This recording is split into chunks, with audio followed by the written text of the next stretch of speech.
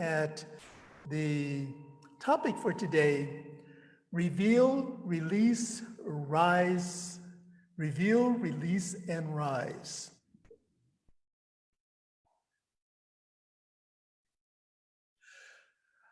There's a prayer for Easter Sunday story that I'd like to share with you as we begin.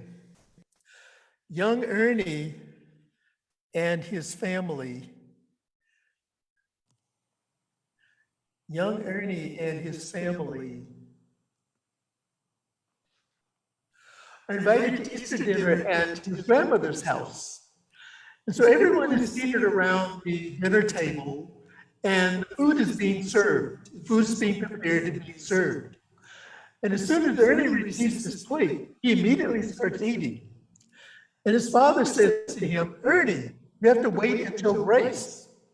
And he says, "No, I don't have to," in his typical little 5-year-old defiant manner.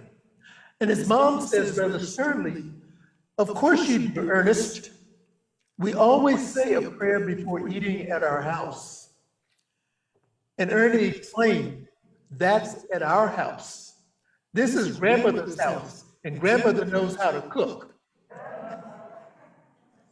So I don't know about the Learning family, but in my family, I may have been missing a few teeth after a response like that. And so today's topic, reveal, release, and rise up, is a perfect message for Easter and Passover. It's about transcending and rising up above our fears, our prejudices, our histories, and those items that deter us from being the divine creative expressions that we are. Ernest Holmes writes in our Science Mind textbook, Jesus taught a power transcendent, triumphant, absolute, and positive, against which lesser laws meant nothing. By its very presence, it heals. This power of transcendent, which is triumphant, absolute, and positive, when measured against all lesser laws, it means nothing. By its mere presence, it heals. And this transcendent power is not outside of each one of us. It is that which is our identity through the Christ light within. And today, as we're talking about the resurrection, we are remembering that we rise in consciousness. Each day is the day of resurrection because we rise in consciousness, letting go of those past experiences. And we recognize our divinity, which allows us to right that which was wrong and to release those limiting beliefs, creating an energy that opens us to a greater possibility. And so let's look at each one of these a little bit in more detail. So we reveal the truth by uncovering the inner truth and the light within. We reveal that we are surrounded, we are filled, we are saturated, and we are sustained by a power greater than we are, and we can use it. I think one of the famous expressions within our Science Mind teaching is, there is a power greater than that which is outside of us, and we can use it. We can use this power to sustain our growth. We're invited to name and claim God as the source and substance and the truth, recognizing that life's vitality is a creative energy. And as we shift our understanding from what a tomb represents as a dark, airless space to a place of rest, revitalization, and even renewal, we substitute womb for tomb, and our entire perception changes. Joseph Campbell writes, "The cave that you fear, and the cave that you resist, holds the treasure that you seek. The cave that you fear, and the cave that you resist, holds the treasure that you seek. All of creation must gestate before birth. All creative ideas and possibilities must gestate before they are produced in form. And so we're invited to remember to go to God first, to reveal the truth within each of us and as each one of us. This is the guidance that we seek, and we're divinely inspired and informed by this infinite loving intelligence.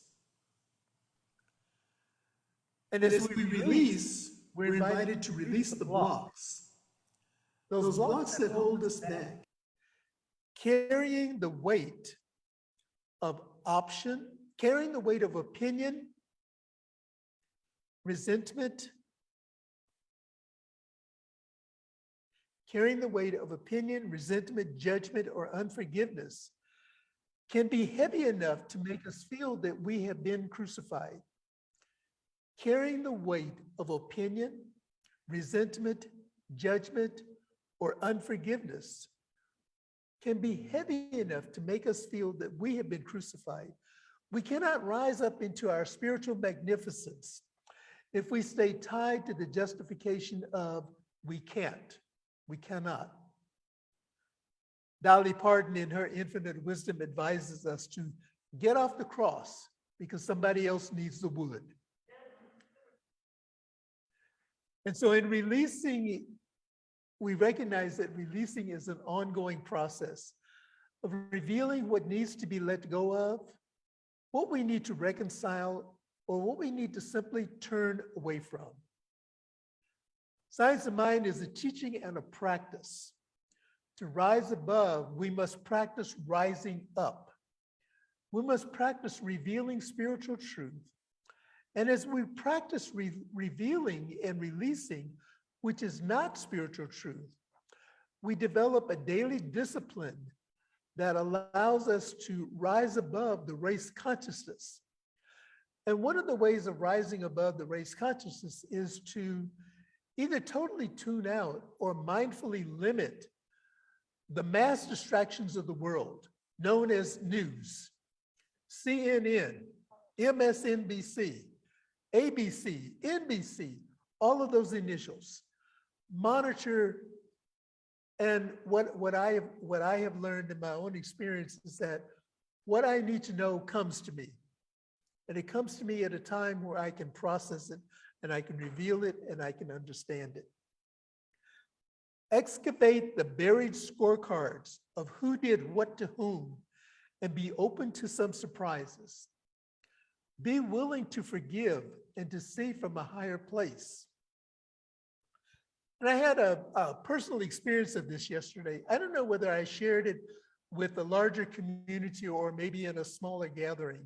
But as I've been doing a deeper dive into my own inner work, one of the things I noticed was that my posture. You know, I have a tendency to lean forward, a tendency to look down. And so I'm practicing, remembering to stand tall, shoulders back, head up, you know, all of those things. But what came to me in a time of meditation was that I had succumbed to those experiences of the past, those experiences of who did what to me. I was looking at it from this was done to me rather than for me. And so yesterday I found myself in a physical space where some memories started coming back of disappointments and regrets and anger and upsetment and all of those things. And so I just closed my eyes and I went within and I felt myself changing the position that I was sitting in the chair. Rather than from a slump position, I began to sit back and to rise up. And in that moment, there was a golden light that came into my awareness. And the light had little sparklies on it. I don't know how to describe it other than that.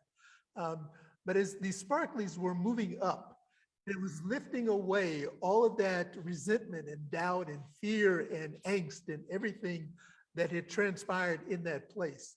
And in that moment, I really felt like I had come down off the cross. It was a magnificent feeling. And the rest of the activity, the rest of the event that I was there for, just unfolded in a magnificent way. So I'm sharing this with you as an example of how this works in my life.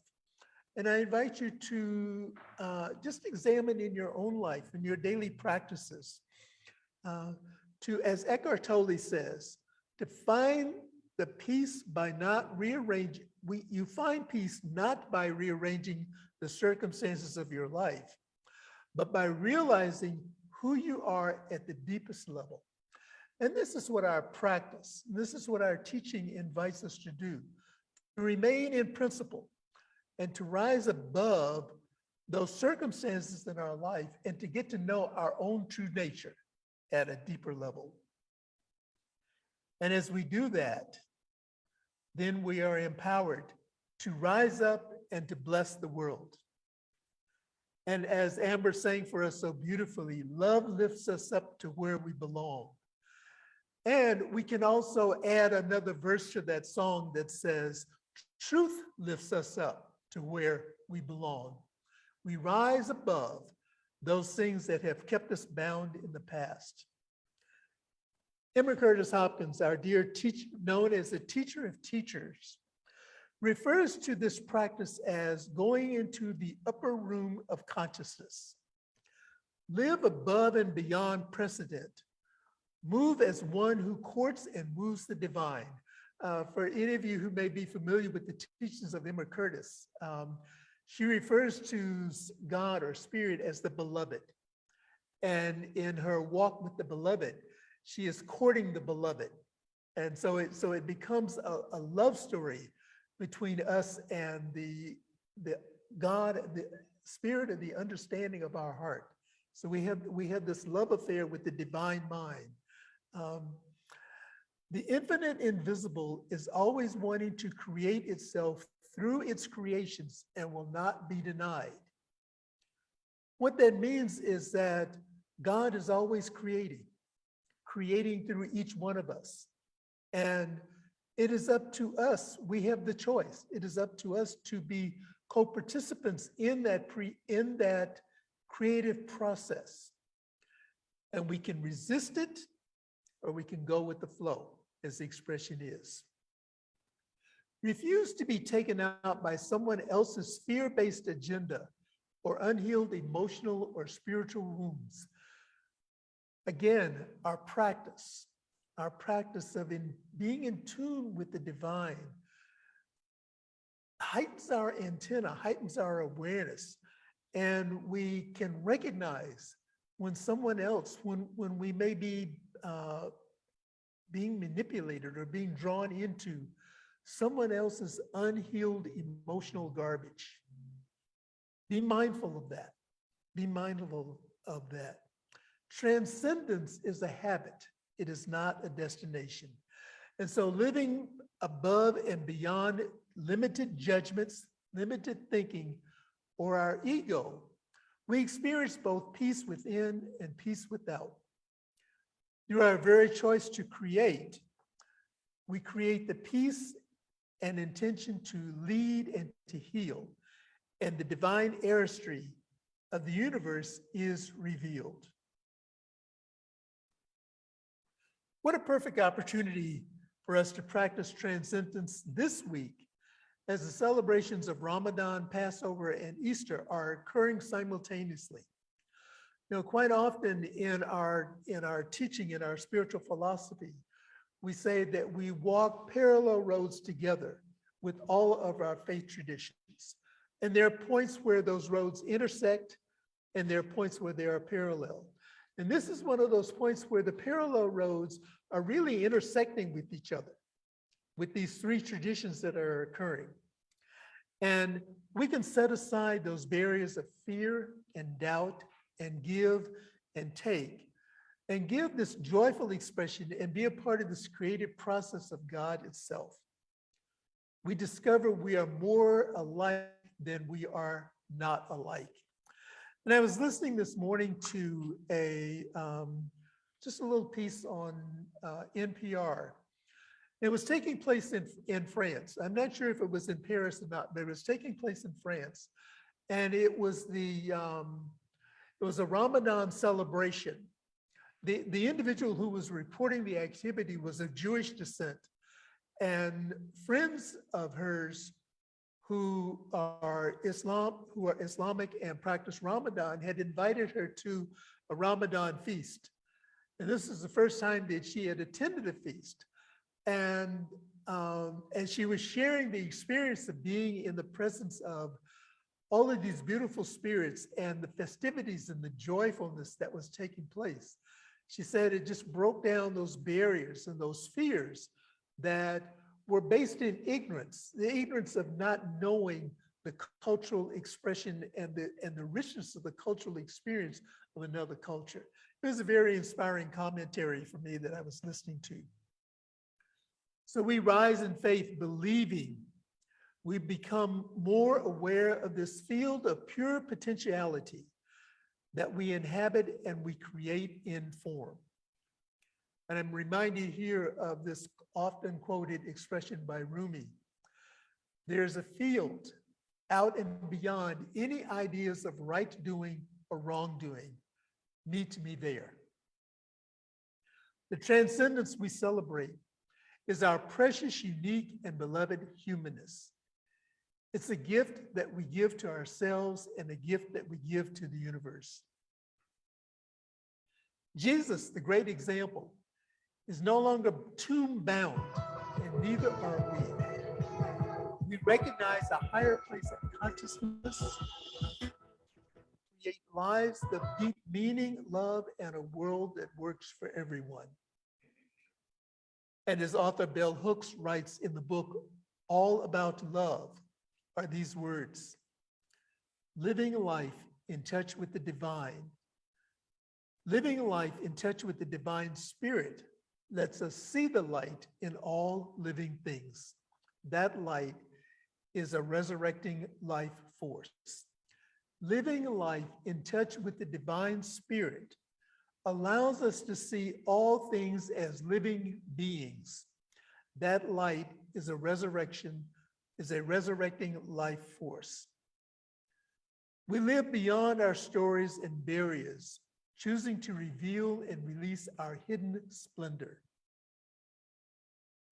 We can all transcend the previous experience and rise triumphantly above them, writes Ernest Holmes in the Science of Mind textbook. And he adds, we shall never triumph over them while we persist in going through our old mental reactions. And so as we transcend, as we move above, we are called to let go of those old paradigms, those old things that no longer serve us. And I know it's easy to say this when the rubber hits the road and comes the time to practice. Is where we go back to and we lean into our faith and to the principles of our teaching that allows us to rise up. Every step that we take is a growing awareness of God within, our awareness of our oneness with God, that leads us further and further from the familiar, comfortable realms of thought and belief. Dare ourselves to be victorious and bring pure spirit into the life that we live. And I like this from Eric Butterworth in the book Spiritual Economics. When you really know yourself as a spiritual being, you experience the fulfillment of the law, which rushes, streams, and pours into the very substance, supply, and all that is required for success. And so we reveal the truth, we release the blocks, we rise up, and we do it again. This is not a one-time activity. It's a circular activity. We reveal the truth, the true essence, the true awareness of who we are as spiritual beings. We release those blocks, that external chatter that can be a barrier to remembering the truth of who we are. We rise up, we take this message out into the world, and we do it again and again. And this leads us to our practical application practice for the week. And I have asked our tech team to put these into the chat for our Zoom family and to the comments section for our Facebook family. And we have them posted on the screen here. Our practice this week is called a Crossout Practice. So the invitation is to pick an affirmation, to write it down, and allow its opposite to come up and write that down. So maybe as an example, the affirmation could be a simple word such as love. And the opposite of that would be distrust. And so now cross out the opposite and once more write the affirmation, which would be love. Keep that affirmation with you and repeat it during the day. As negatives or opposites arise, and they will, envision yourself crossing them out and replacing them with your affirmation. Choose a word or choose an affirmation that works for you. It could be one that you are currently using. I think it would be nice to use one that you currently are using and to identify an opposite, to see what that opposite looks like. Or you might identify more than one opposite. But just to play with this, have some fun with it. And then our weekly affirmation, let us say this together. Daily, I rise in wonder, gratitude, power, and glory. And let us pray together. Recognizing the divine consciousness of the all-prevailing presence of spirit, that which creates wonder and gratitude and power. Knowing that each one is an active and alert and a vibrant presence and representation of this power. We celebrate on this Easter Sunday this new life, this new spring, this new beginning of a continuing pattern of perfection that operates in and through and as all things. We remember our oneness with all of life. We let go of the barriers. We let go of the blocks. We let go of the resentments. We let go of the hurts. We let go of the disappointments. Recognizing that this too shall pass, that these are only momentary things in this grand scheme of life. And as we recognize the passing over into a new experience, a new way of being, we rise in consciousness, we rise in love, we rise in power. And we allow this love and this power and this presence to be that healing balm that handles everything that is occurring in life, recognizing that everything is as it should be. Everything is always happening in divine, right, and perfect order. And so as I bless this community, as I bless faith communities in all places, as I bless those roads that we travel in a parallel path and our roads as they intersect, I know that the intersections are points of joy, are points of learning, are points of revealing, are points of letting go, are points of rejuvenation and exuberance as we lift love, as we lift this healing power in this presence to take us into those higher places of consciousness. Blessing all who hold a prayer request in their heart. Those who may have written out a prayer request and have left it in our prayer chest. For those who are meeting with a practitioner or a minister to go take a deeper dive, just take a little deeper dive into knowing that everything is happening for me rather than to me. Everything is happening for me. And as I move forward in this for me experience, I know that everything, absolutely everything, is in its right and perfect place. As we continue to celebrate this day, whether we're celebrating with friends, family, or maybe celebrating with just the experience of being with ourselves, let that experience be a joyous one. Let it be a time of upliftment. Let it be a time of revealing and healing, knowing that God is absolutely all that there is. And so for this and so much more, I am truly grateful. And I release this word now back into the activity and the action of law, knowing that it is already done because the law just says yes. And so I just allow this to be and unfold in its perfect divine order. And I invite us to affirm this together by saying, and so it is. And this is our opportunity again to just remind each one of you to take the time to meet with a practitioner or a minister, or reach out to our World Ministry of Prayer, or reach out to Silent Unity. Don't leave this place with a problem. Leave your problems here. There's a traditional song that says, take your burdens to the Lord and leave them there. And we know that the Lord is this light of consciousness, this light and presence of being within each and every one of us. And now it is our opportunity to participate in the law of circulation, this divine flow of financial abundance and prosperity that circulates through our lives. And we have an affirmation of abundance that I invite us to say together. I recognize the presence of God within as the source of my abundance. Out of my abundance consciousness flows everything I could desire in life. With gratitude and thanksgiving, I now participate in the flow of uninterrupted abundance.